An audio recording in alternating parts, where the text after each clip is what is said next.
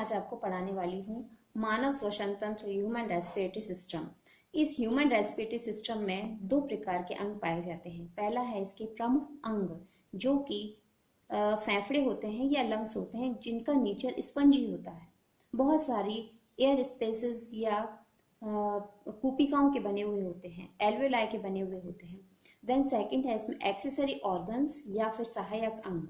सहायक अंग होते हैं जो 5 प्रकार के होते हैं यहाँ पर। पहला है इसमें नासिका छिद्र, जिसको कि हम इंग्लिश में बोलते हैं नॉस्ट्रल्स, और नॉस्ट्रल्स के बाद फिर इसमें आता है नासिका पथ। इसी में आता है नासिका छिद्र और नासापथ जो है वो दोनों कंबाइंड है। फिर देन आता है ग्रसनी या फेरिंग्स। तीसरा आता है कंठ या लैरिंग्स, जिसको कि साउंड बॉक्स भी कहा जाता है। चौथा है श्वास नली या ट्रैकिया। पांचवा है ब्रोंकाई। अब इसी पूरे के पूरे अंगों को हम इस चित्र के माध्यम से समझेंगे, जिससे कि आपको पूरा क्लियर हो जाएगा कि किस प्रकार से हमारा मानव श्वसन तंत्र होता है। तो पहला इसमें है नॉस्ट्रल्स। यहाँ पर जो आपको दिखाई दे रहा है नॉस्ट्रल्स है, नासिका छिद्र है, जिससे कि बाहर की वायु को, वायुमंडल की वायु को हम ग्रहण करते हैं। यहाँ से ये वायु जो है यहाँ प्रवेश करती है नासिका पथ में, जिसको नेजल पैसेज कहा जाता है। नेजल पैसेज में, नासा पथ में यहाँ पर रोम भी पाए जाते हैं, हेयर्स पाए जाते हैं बहुत छोटे छोटे, और यह म्यूकस रहता है, जिससे जो वायु हमने ग्रहण की है, जिसमें जो भी माइन्यूट पार्टिकल्स आ गए हैं वो सब यहाँ पर चिपक जाते हैं, और जो हमारी ली हुई वायु है वो पूरी तरह से साफ रहती है। फिर वो वायु जो ली हुई है वो यहाँ पर आती है ग्रसनी में या फेरिंग्स में। फेरिंग्स जो भाग है वो कॉमन भाग है, यहाँ से फूड आ रहा है, यहाँ से एयर आ रही है, ये वाला भाग है यहाँ पर। फिर यहाँ से ग्रसनी से होती हुई जो वायु है वो आती है लैरिंग्स में, जिसको लैरिंग्स को कहा जाता है साउंड बॉक्स।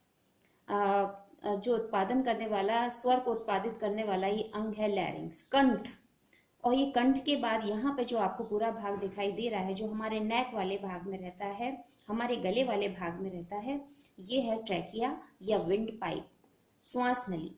और इस श्वास नली जो है ट्यूब लाइक स्ट्रक्चर है, पूरी एक नली जैसा स्ट्रक्चर है। और यदि इसमें वायु ना भी रहे तो ये पिचकती नहीं है। ये क्वेश्चन आता है, तो वो क्यों नहीं पिचकती है? क्योंकि इसमें सी के आकार की, इसमें सी के आकार की कैसे, ये जो सी रहता है इस प्रकार से सी, तो खुला हुआ जो भाग है वो इसका आगे की तरफ रहता है। तो ये जो सी रिंग्स हैं वो इसको सहारा दे के रखती हैं, जो रिंग्स हैं वो इसको सहारा देकर रखती हैं, जिससे कि मुड़ नहीं पाता। इसमें वायु ना भी रहे तो ये मुड़ नहीं पाता।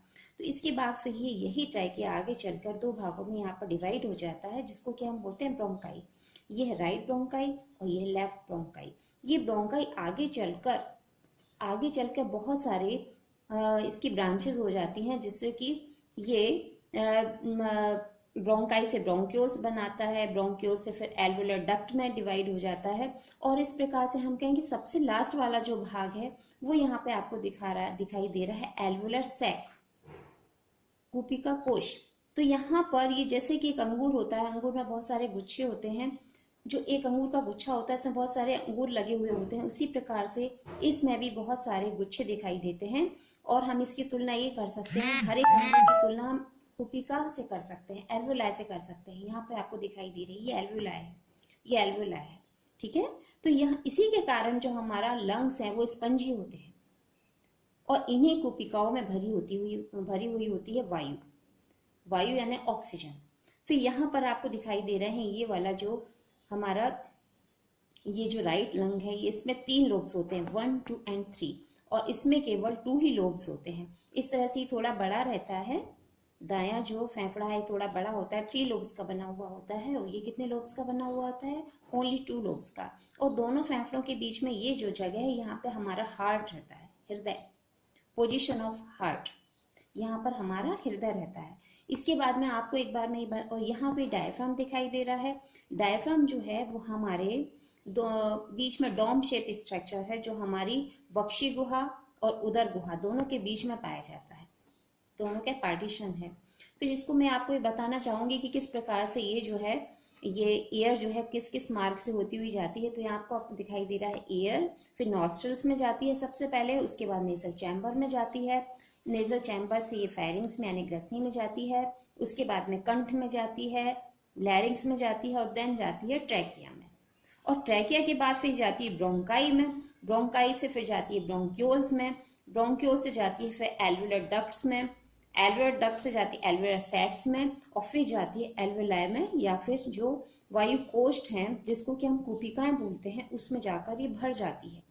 तो इस प्रकार से आपने देखा कि किस प्रकार से ये जो श्वसन तंत्र है मानव का, उसमें किस प्रकार से अंग पाए जाते हैं, कहाँ से कहाँ वायु का संचरण होता है।